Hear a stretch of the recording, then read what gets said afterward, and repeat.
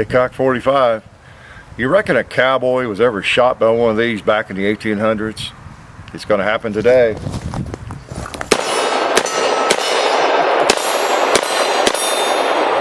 Oh yeah, I kind of doubt it, really. You know, I don't think a cowboy, a real cowboy, could have tolerated being killed by such an ugly gun. Even a propane. Yeah, it's the Chiappa Rhino here, the 40DS 4-inch barrel. Believe it or not, have you ever seen a firearm this ugly? I mean, I ask you, really, have you ever seen, a firearm, not just a handgun, any gun that ugly? And I know I've offended some of you, because many of you don't really think it's that ugly, okay? But you'll have to humor me, because, you know, I'm an old guy, and I have had revolvers my entire life, and none of them look like this creature. They look more like that one, the Model 19 Smith & Wesson. Just for contrast, look at that. Yeah, it's just going to be a gun bashing video, okay? Nah, it's not really going to be a gun bashing video. You guys have been requesting that I get my hands on one of these for a few years, and I think the first few requests I got, I thought you were kidding. I really did, because by that time you knew some of the beautiful revolvers that I owned and dearly loved, the old Colt single actions and Smith & Wesson double actions, vintage Smiths and everything. And so I just thought you were joking, really, like, because someone would say, "Hey, God, you need to review the Chiappa Rhino. You need to get one of those." Yeah, really, don't I? Aren't they gorgeous? But over the years, I have realized people are serious about it. I mean, you have been very serious. And it's been a surprise to me. You know, we all learn. We're never too old to learn, especially when you got so much gap up there, you know, where you can't go the other way. You can, you know, get more knowledge maybe, but you can't lose a lot because there's not a lot up there, right? But really, I have learned something, that this firearm is not really repulsive to everybody, as it was to me when I first saw them. And the second time I saw them, and the third time, and almost every time I see them, they're just a little bit repulsive. I'll have to say though, since we've had it here at the compound, and shooting it, looking it over, cleaning it, and messing with it, my impression has changed some, okay? I've calmed down. It's still ugly, but it does function. And, you know, as an old Glock guy, you know, ugly is as ugly does. If you got something that functions well, okay, I can live with it. So we're going to look at it, and I'll let you know what I think of it. I've already told you a little bit about that, haven't I? But I'm going to be objective, and you know, I mean, there's no reason not to be. We appreciate the ammo from Federal, and this is an actual firearm sent by Buds. So I don't know why they'd send such an ugly gun to me. No, we requested it, and I'm glad to have it. We're going to enjoy, you know, shooting it some more. I've been shooting it quite a bit, and we're going to shoot it for you. Let you know how it works if you don't already know that. And this is kind of a T&E gun. We've gotten several guns, as you know, from Buds. They're a sponsor of ours, and to make it easier to get guns and almost any gun we want from them, we've decided to just treat most of the guns we get from Buds as T&E guns, which means test evaluation. We're going to send them back to them. Okay, so this gun's going back, and they're going to auction some of these off. All of them that we send back, they're going to put them in their auctions, and that's kind of their thing. How they do that, I don't know. That's whatever they make. That's their business. The only thing we have specified is that 10% of whatever it sells for in any gun that we get from them that we send back goes to the Second Harvest Food Bank here in Middle Tennessee, the food bank charity. Okay, my favorite charity. So anyway, you can watch for those on the, I don't know when they go up exactly or any of that, but you can go to their site and kind of watch for those. This one will be up there. Okay, so Chiappa Rhino. Does it look a little bit like a rhinoceros to you? I think it does, doesn't it? I guess it's pretty easy to see why it's named that. I'll shoot her some more here, but what I'm going to do is I'm going to use these speed loaders a little bit. That's kind of unusual. I don't know if I'm aware of any other 357 Magnums that actually take a speed loader, but you get 3 of those with the firearm. And so, you know, I used one out there. I guess I knocked it out on the ground there. We'll find it. I'll probably step on it and ruin it. But, or did I stick it in my pocket? Speed loaders, moon clips like this are very fragile. They're very easy to bend and warp out, and they don't work too well. So be careful with those if you have them. All right, you got your cylinder here with the flat sides to it, and that's one of the advantages of the revolver. It keeps it a little more slim.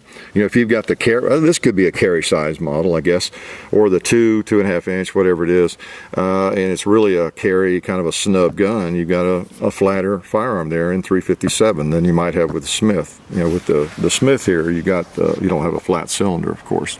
Okay. Actually, I haven't measured them, but it may not be all that different, but you do have a flat one. And negatives, let me go ahead and go through some more of the negatives. I don't like that latch, the opening the cylinder is kind of weird. Part of it is the traditionalist in me, I guess, but I don't know, it's just kind of weird. Neither John nor I like that too much. It seems okay, I guess it's pretty positive and works, but not crazy about that. Now, I've been hammering it. Let me tell you some things that I do like about it. The fact that it's going away. Just kidding, just kidding. No, I do like the grip. If you've ever held one of these, even if right now you're about to regurgitate, you people in Kentucky, that means throw up. If you're about to throw up just from seeing it, even in my hand, let me tell you, you might want to grab one sometime. It feels great in the hand. It fits really well. And the double action on it is not bad. Okay, I mean, it's not bad. It's a little stiff, but it's not bad at all. Even the single action, now it's got a stiff hammer. The single action is not great, not like a Smith, but it's not all that bad either. This is the kind of revolver that you pick up. I mean, again, my bias is a little bit like the Russian, you know, the Nagant revolver, which is kind of a contraption in a way. You pick it up and it takes 3 men and a boy to pull the trigger. You know, you expect it to be like that. But it's really not. It's a lot smoother, and it's much better built than you would expect. Okay, it just is, surprisingly. And if you search around the forums and the web, you really do see mostly positive things about these characters. Okay, I mean, it's a gun you want to hate. It's a gun I wanted to hate, and I really have hated the looks of it. But once you get it in your hand, there is an element of pleasant surprise. The front sights, you've got your fiber optic, you've got an adjustable rear sight, and you get a pretty good sight picture on this particular model. I think some of the much smaller ones, they have a lot of different configurations, have maybe no rear sight like that. The sight's actually even on the hammer, a groove cut into the hammer. This one, I requested a 4-inch. I wanted just kind of a mid-size piece. They're all ugly. The short ones are even uglier, I think. So the hammer's kind of stiff, but you know, the sights, and I have shot it several times, the sights are pretty much right on, as best I can tell. And you know, it shoots. It's not hung up on us. John shot it, I fired it. The claim to fame is, you notice where the barrel is. It's down here along the bottom of that, if you didn't know that, if you wondered about these strange looking animals. And so it fires from the bottom of the cylinder, so the round in the bottom of the cylinder is the one that's being fired. So you got a hammer down here. This is really just a hammer to cock the hammer. It's not the real hammer. And so you're firing down here, so you've got a straight line on the bore axis. So it's coming straight back into your hand. And I don't know of any firearm that does that as well. And so all the recoil comes straight back. Now the thing you read about these all the time is they have no recoil, low recoil, no recoil, all that. Well, yeah, what they really mean is you don't get the muzzle flip, okay? You can't cheat physics. If you fire a hot 357 or a weak 357 or a weak 38, it has a certain impulse. It's going somewhere. It's just that with this gun, it's coming straight back up your arm, and you really feel like you can just hold that thing right on, stiff. Let's try it again, see if it'll shoot.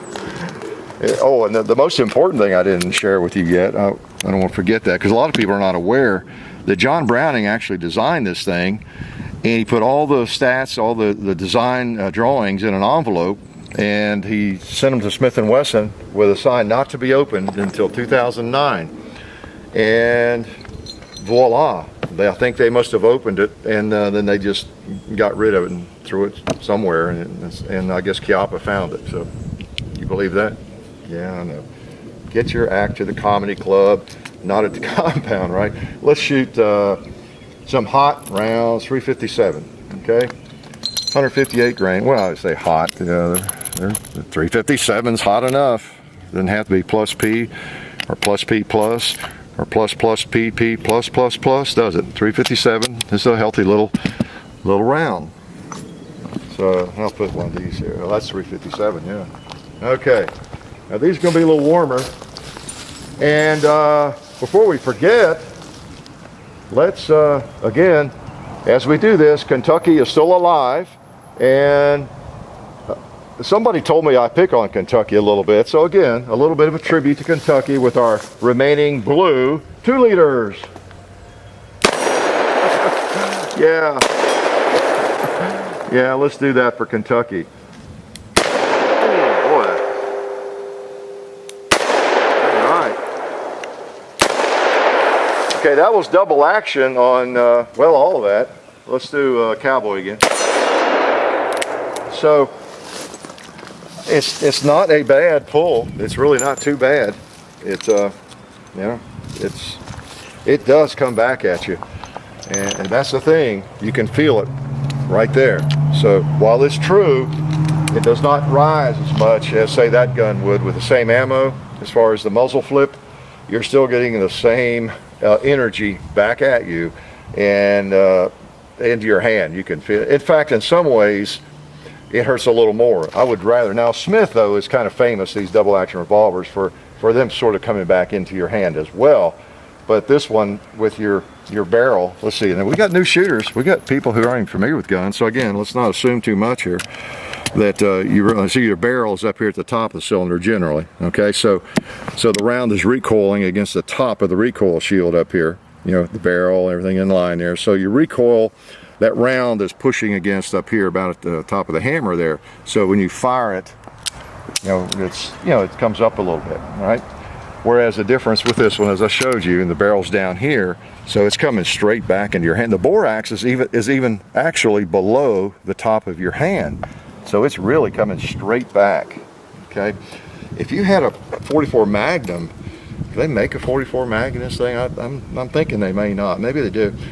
If you put a really hot 44 Magnum in a light handgun like this and fired it, it would hurt.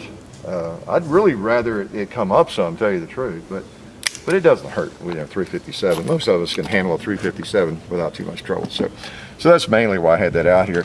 And then too, if some of you just get a little nauseous after looking at it, you can just kind of take a look at that when it's on camera and feel a little bit better.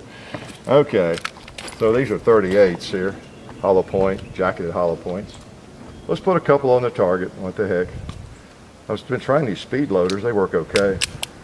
I'll drop one in the ground and put it in my pocket and see if that. All right, let's take the sights seem to be on pretty well. I'll actually cock it and do a little bit of single action. Now, I haven't really tried any pinpoint accuracy. I've tried 2 liter accuracy. I'll just hold in the middle, kind of try to, and see where they go. Wherever they go is where they go. Single action. It is a stiff hammer. So I can't really see where they're going, so I'm just going to hold in the middle.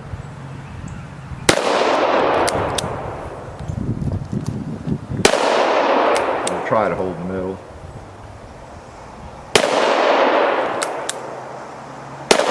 That one got away. I think I hit one. Well, didn't mean to fire that. It's got a fairly light trigger. It's not bad. Not bad. I like a light trigger. It surprised me a little bit. What else about this stupid thing? Okay. So it's lighter than say a traditional revolver because all of this sight up here and all this construction up here, it doesn't have to be heavy machine steel, does it? Because your barrel's down here and you see it's open, so it's safe. But you got a sleeve there and everything, so you can. They have been able to make it out of a lot of it out of alloy and then steel where it needs to be steel. Looks like your recoil shield and all that steel, your barrel, your cylinder, and then you have alloy in other places. So it's not very heavy. I mean, this is the kind of thing, it could be really heavy when you look at it. Look at all that construction there. And it seems solidly built. okay? Trying to be nice to it. The hammer's really stiff. You notice when it's cocked, the little red plunger comes up there to let you know. Okay, and when you fire it, it's down.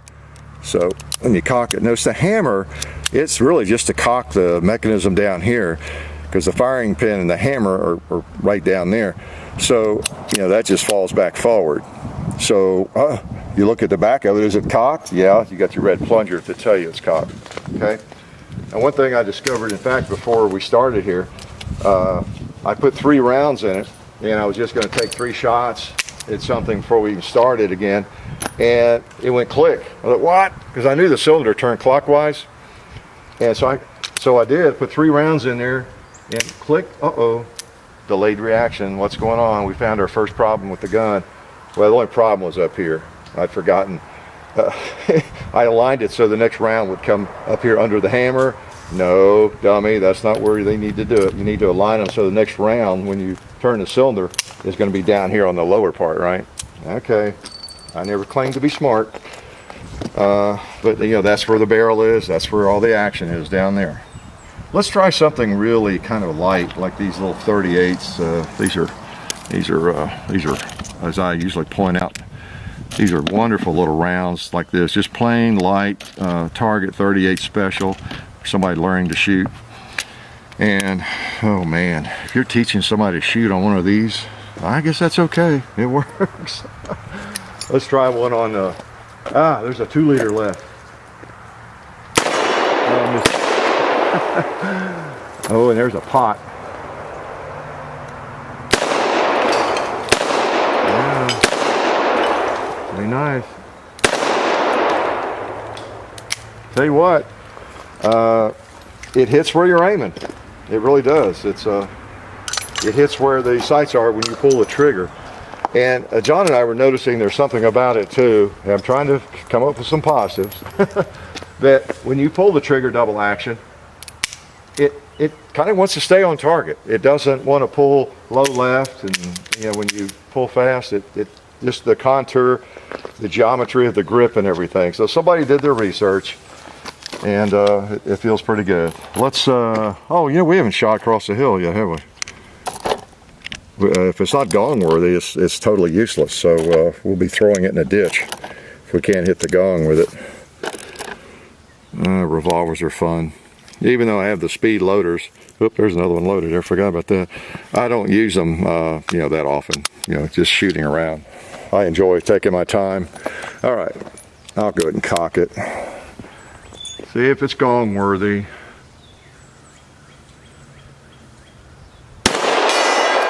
Ah, the sweet sound. Better put another one on it, make sure. Oh, yeah. It might even be red plate worthy. Let's try that left red plate. I'm not sure where to hold, but we'll try it. That was probably low. Might have been high, actually. Yeah, I'm not sure where it's going. Let's try a pig there on the left.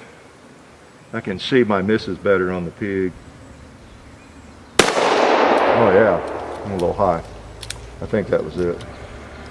Yeah. Yeah, okay. When you miss some of those red plates, it goes into just that tire, and tires don't stir up much dust or, you know, show where the bullet's hitting actually. Whereas when you shoot at one of those animals, you can sometimes see where it's missed. If you miss, right? Some of you never miss, but I do. That's just something to keep in mind. If you're learning to shoot, or you're trying to see where a firearm hits, that's one of the first things I do. I bring it out here. I can shoot one of those animals even though they're far away.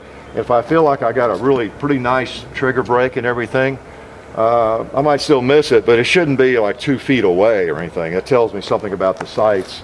So it seemed like it was going high. Let me try that pig again. I'll hold down on his toes.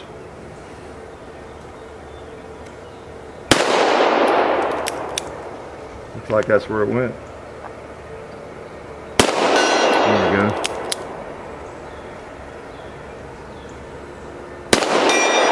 Feels pretty good.